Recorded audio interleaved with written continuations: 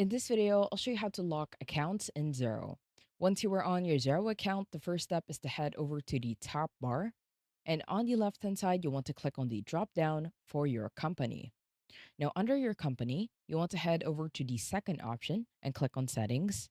And once you are on the settings page, you want to scroll down. And from here, you will have an option for accounting. Now, under accounting, you want to head over to the first option and click on financial settings.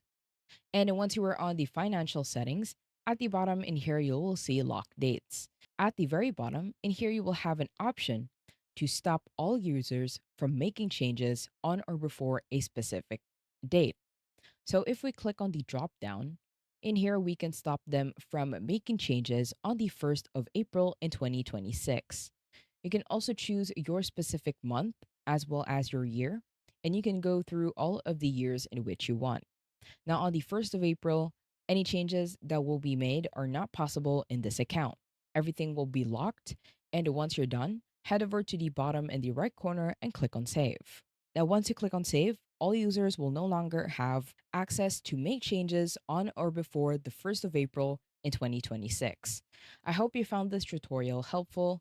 Please let me know if you have any other questions in the comment section below, and I will try my best to help you out.